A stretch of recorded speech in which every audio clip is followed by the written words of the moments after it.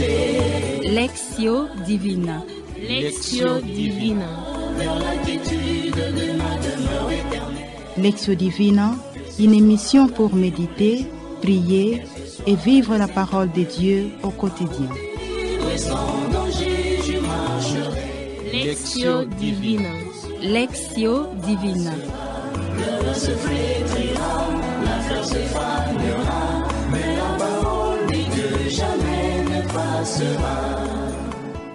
Chers auditeurs et auditrices de la Lectio Divina en famille, bonsoir. Nous sommes toujours très heureux de vous retrouver et surtout de vous savoir nombreux pour participer à la Lectio Divina en famille, une émission produite par les sœurs filles de Saint-Paul. La Lectio Divina en famille de ce dimanche 16 mai 2021, dimanche de l'Ascension du Seigneur Jésus, est centrée sur l'évangile de Marc au 16e chapitre, du 15e au 20e verset. Dans cet évangile de Marc, proclamé le jour de l'Ascension, Jésus quitte ses apôtres après leur avoir fixé la mission à accomplir et leur avoir tracé la route à suivre.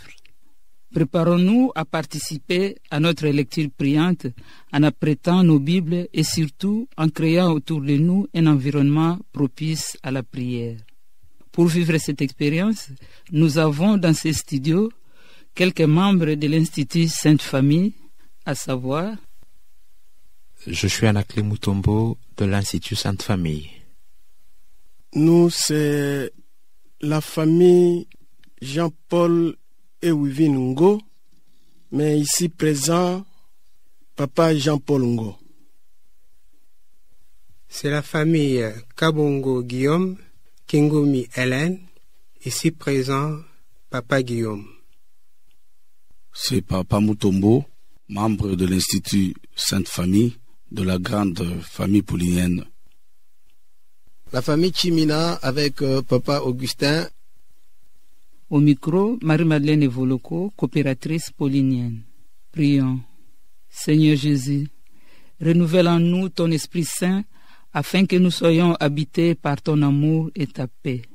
Augmente en nous la foi et accompagne-nous dans l'annonce de ton évangile afin que nous puissions ramener à toi tous ceux et celles qui doutent de ton amour et peinent à accepter ton évangile. Amen. Envoie sur le monde ton esprit d'amour. Ô Seigneur, merci. Toi qui nous écoutes au long du chemin, montre-nous la route, donne-nous la main. Envoie sur le monde ton esprit d'amour. Ô Seigneur, merci. Chers frères et sœurs, les messages de Jésus en ce dimanche de l'Ascension nous invitent à diffuser dans le monde entier la bonne nouvelle qu'il a proclamée toute sa vie, avec l'assurance que l'accueil dans la foi de cette bonne nouvelle sera libératrice, car elle permettra de chasser le mal et de faire éclater les barrières sociales, et fera de sorte que la maladie et la mort n'aient pas d'emprise sur les croyants. Jésus nous dit, en cette fête de l'Ascension, de lutter contre le mal, contre tous les poisons de notre monde. Vous comprendrez que la clé qui nous permet de découvrir le sens profond de ces récits, c'est la foi. La foi, c'est ce sentiment de se savoir aimé et soutenu par Dieu. C'est cette foi qui nous permet de transformer l'absence de Jésus en une nouvelle présence que nous appelons l'Ascension. Après ce bref aperçu sur l'Évangile, nous arrivons à la première étape de notre Lectio Divina, la Lectio. Écoutons avec recueillement pour la première fois la lecture de notre texte biblique qui nous sera faite par Papa Augustin Chimina. L'Évangile de Saint Marc au chapitre 16, du 15e au 20e verset. Évangile de Jésus-Christ selon Saint Marc. En ce temps-là, Jésus ressuscité se manifesta aux 11 apôtres et leur dit, « Allez dans le monde entier, proclamez l'Évangile à toute la création. Celui qui croira et sera baptisé sera sauvé, Celui qui refusera de croire sera condamné. Voici les signes qui accompagneront ceux qui deviendront croyants. En mon nom, ils expulseront les démons, ils parleront en langue nouvelle, ils prendront des serpents dans leurs mains, et s'ils boivent un poison mortel, il ne leur fera pas de mal. Ils imposeront les mains aux malades, et les malades s'en trouveront bien. Le Seigneur Jésus, après leur avoir parlé, fut enlevé au ciel et s'assit à la droite des dieux. Quant à eux, ils s'en allèrent proclamer partout l'Évangile. Le Seigneur travaillait avec eux et confirmait la parole par les signes qui l'accompagnaient. Acclamons la parole de Dieu. Louange à toi, Seigneur Jésus. Gardons un moment de silence avec cette douce musique en sourdine que nous propose la technique, afin de nous laisser toucher par la parole que nous venons d'écouter.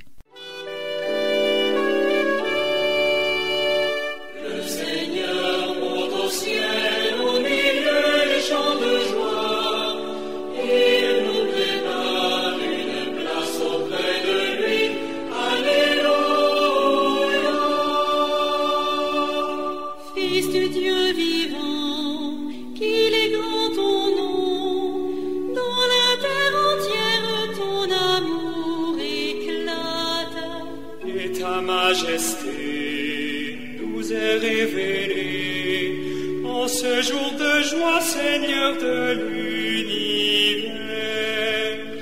Le Seigneur monte au ciel au milieu des chants de joie. Il nous prépare une place auprès de lui. Alléluia. À présent, à tour de rôle, chacun de nous va lire les passages qu'il a marqués sans les commenter. Le passage qui m'a touché est celui-ci. Celui qui croira et sera baptisé sera sauvé. Celui qui refusera de croire sera condamné. Après avoir entendu la lecture, le verset qui m'a plus retenu, c'est le verset 19 et le verset 20. Où il est décrit ceci. Le Seigneur Jésus, après leur avoir parlé, fut enlevé au ciel et s'assit à la droite de Dieu. Quant à eux, ils s'en allèrent proclamer partout l'Évangile. Allez dans le monde entier, proclamer l'Évangile à toute la création. Voici les signes qui accompagneront ceux qui deviendront croyants. En mon nom, ils expulseront les démons, ils parleront en langue nouvelle, ils prendront des serpents dans leurs mains, et s'ils boivent un poison mortel, il ne leur fera pas de mal.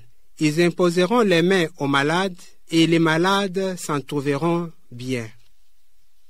L'extrait de l'Évangile qui m'a interpellé et qui m'a touché est celui-ci. Le Seigneur Jésus, après leur avoir parlé, fut enlevé au ciel et s'assit à la droite de Dieu. Quant à eux, ils s'en allèrent proclamer partout l'Évangile. Après ce partage, nous arrivons à la deuxième étape de notre Lectio Divina, la méditation. De nouveau, à tour de rôle, chacun de nous va partager les fruits de sa méditation en commençant par lire les passages qu'il avait marqués. Cette parole m'interpelle et me donne la confirmation de mon identité, de ma mission en tant que famille de l'Institut Sainte Famille, appelée à évangéliser avec les moyens de communication sociale. Ma famille est croyante. Je persévère tous les jours à orienter mes enfants dans leur cheminement chrétien. Je partage la parole de Dieu avec ma famille et nous nous faisons des interpellations à la lumière de la parole de Dieu pour orienter notre conduite. Au travail et avec les amis, je trouve toujours une occasion de parler de la parole de Dieu, de donner des conseils sans crainte, si bien qu'il est difficile que quelqu'un de mes amis ou de mon entourage se conduise mal à ma présence, car il sait que je vais toujours le reprocher ou l'orienter à mieux faire. Il y a ici une séparation qui est certes douloureuse, mais qui, à l'instar des disciples, me rend plus responsable. Je suppose que si Jésus était resté au milieu de nous, je pense que je ne serais pas appelé à être responsable, à aller vers les autres. Mais le fait que Jésus soit parti m'appelle, moi aussi, à mon tour, à poursuivre sa mission dans l'Église. Aujourd'hui, le départ de Jésus me rend plus responsable, plus agissant, plus témoin de ceux qui vivent autour de moi.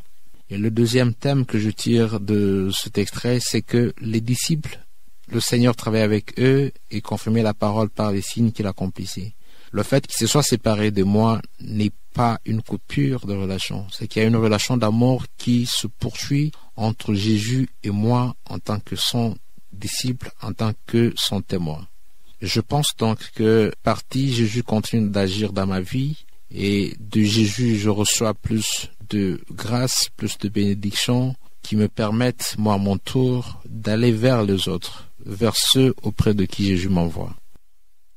Par cet extrait de l'Évangile, le Christ m'envoie, m'invite à aller dans le monde pour annoncer sa bonne nouvelle, la bonne nouvelle du salut. Il m'invite par ma façon de vivre tous les jours au quotidien à être cet apôtre de l'Évangile, à être cette personne qui annonce le Christ ressuscité, à être un témoin fidèle de son amour, pour que par ma vie de tous les jours, que beaucoup viennent à lui, qu'ils croient, qu'ils soient baptisés et qu'ils vivent dans la vie du Christ.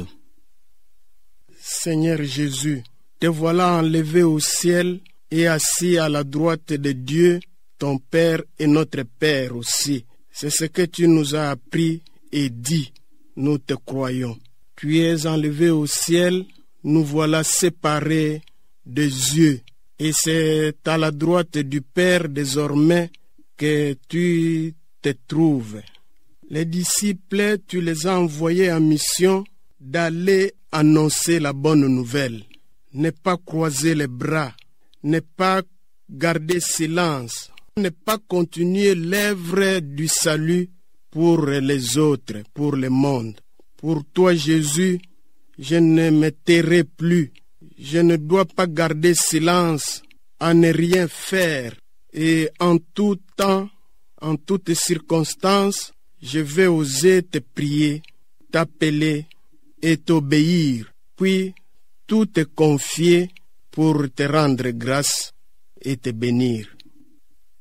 Chers frères et sœurs, le message qui m'a frappé m'interpelle en ces jours, parce que Jésus me dit, celui qui croit sera sauvé, et celui qui ne croira pas sera condamné. C'est une parole forte. Voilà, aujourd'hui, Jésus met devant moi une question à choix multiples. C'est lui de m'orienter ou c'est lui d'aller dans la perdition.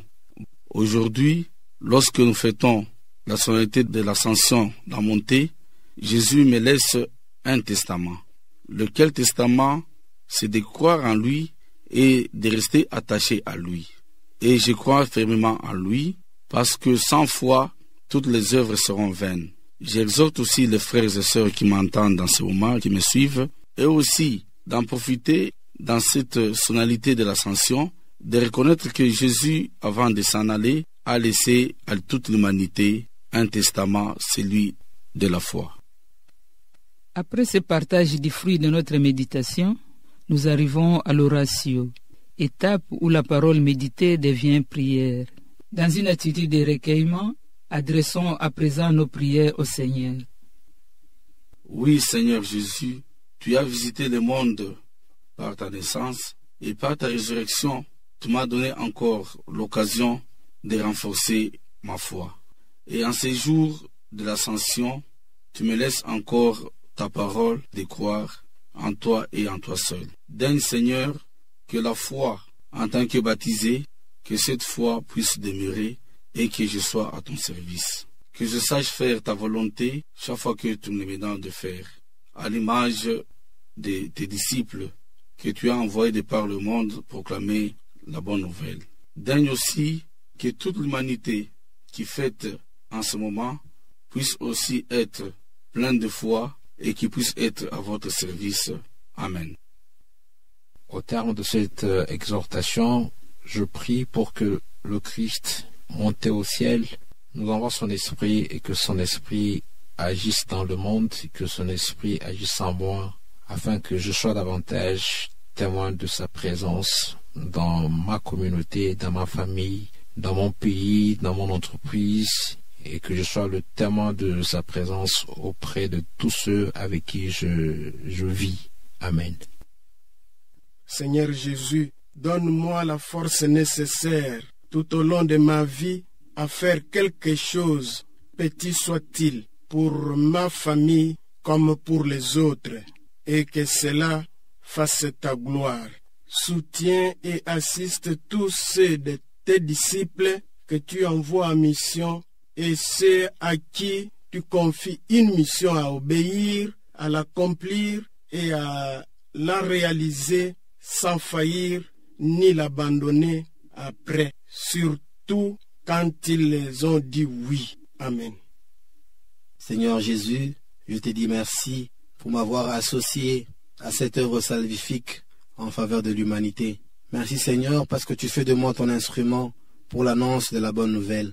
Aide-moi tous les jours de ma vie à demeurer dans cette mission, à travailler dans ta vigne, à annoncer la parole de vie à toute l'humanité, afin que beaucoup, sinon tous, viennent à toi, pour que tous soyons un en toi.